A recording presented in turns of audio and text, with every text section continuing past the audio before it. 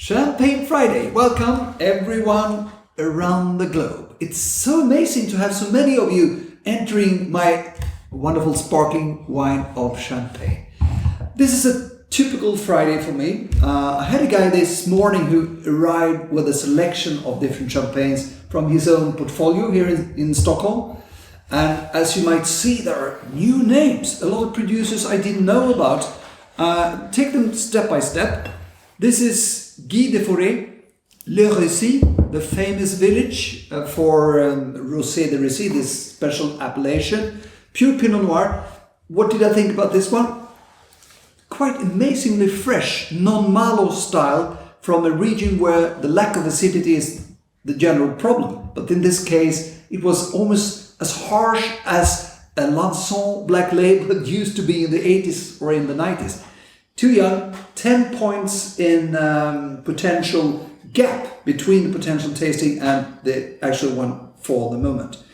Then this producer, a guy from the fantastic village of Versenay, three different champagnes. These two, the rounded bottles with slightly better looking labels than the first one, is actually only 800 bottles made of each. So pure Grand Cru, very interesting, but I think the oaky touch that was there, just 15%, were a little bit too much on the old side, a little bit murky, a little bit smoky notes instead of this vanilla pulse and things that you might have for some. I would have changed it for some new barrels if I would be them. Otherwise, interesting wines. But look at this. We need to tell them something wrong with the label. You see? Freixenet, the world's most sold sparkling wine, looks almost the same. Francinet. Well, skip that one.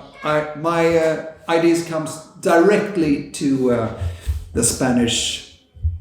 Well, I wouldn't mention anything about that more than it's not that good. Okay, and then we have another guy from Grand Cru Blanc de Noir style. It's Lucien Rocher, and it's Mailly, one of the few producers, since almost every single grower in the Grand Cru village of Mailly is entering the fantastic cooperative, adding class to their fantastic wines. But in this case, I learned something new. I found out on the label that they also have some Grand Cru Pinot Meunier. Is that possible? It used not to be, because it was illegal to have Meunier as a Grand Cru grape, but they have changed it. So CAVC said, yes, if you are not allowed to plant it, but if you used to have, or you still have some Pinot Meunier, you can use it as a Grand Cru. Does it add anything? I'm not sure. I don't know the purity of the wine without or with the differences, but those two, high dosage, very rounded, very modern style, easy drinking, not very high class, to be honest. A step up, Grand Cru, white, Grand Cru Blanc, Blanc de Blanc.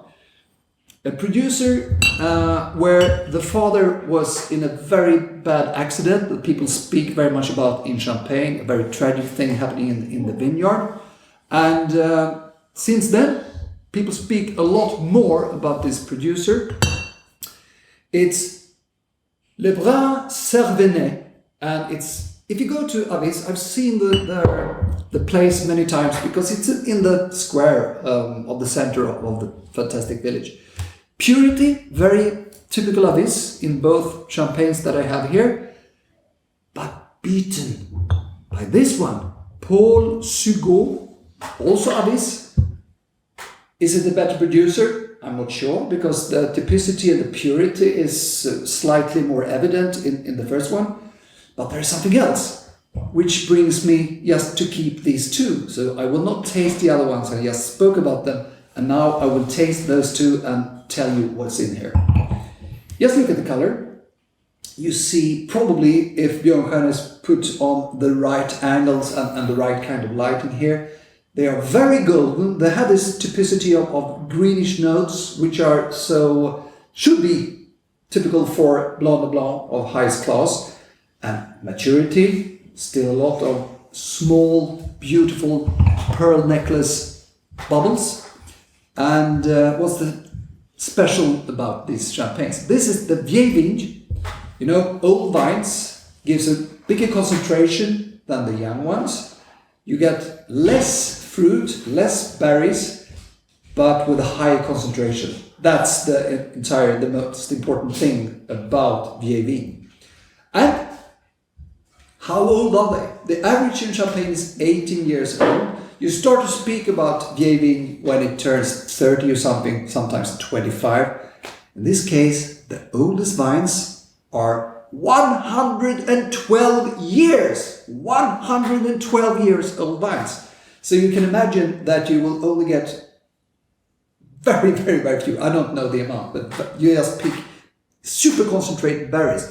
And that gives, in this style here, in this Vieilles, it's nothing special about the vinification. It's just, poof, it's so much concentration because of the Vieilles. To the left, I have the famous vintage of 08, the less famous but good vintage and more mature of 2006. Exactly the same vinification, the same plot, and both of them taste more Cremant than Avis because of this rich honeyed style. Let's see. It's gorgeous. Even this morning when I opened this one, we were struck by the similarities with the Tatanché Comte de Champagne, actually. So probably part of what you find there is, we know Avis is a very important village for the Comte, but this super sophisticated nose, which you don't have in the 06, that is something that comes from reductive notes. It's so much coffee, almost Dom Perignon-like, but with a more coconut oil, creamy texture style, which is Tatanché Comte de Champagne. So on the nose, on the weight, you can easily go wrong on that. On the palate, not, because there's something different.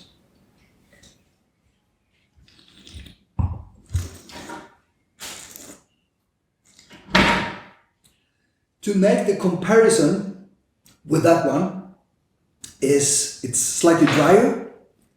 It's not as sophisticated as a Comte on the palate. It's younger, slightly more aggressive, but also the oiliness is there. It's not as toasted as it is on the nose, but great potential. Beautiful grower champagne from Vieilles. Very few bottles, of course, again. Approximately, we don't have the exact figure, but the importer says around 3,000 bottles is his guess of this Vieilles. 2006, 2 bottles left in the cellar of the producer and 1 in the importer's cellar. So we got one of the last bottles in the world of this one.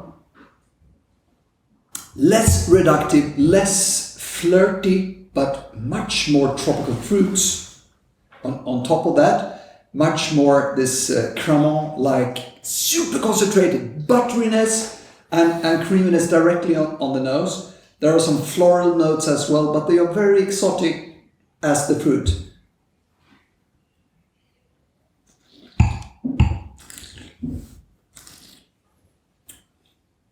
Same dosage, but here it feels rounder, it feels sweeter because of the torrefaction. Slightly more mature. In this one, it's ageable and will be much better. If you find it, the winner of today's tasting this Friday is Paul Sugot, Vieilles. And I can definitely recommend you go there, try to find 1 bottle or 2. It's a real gem.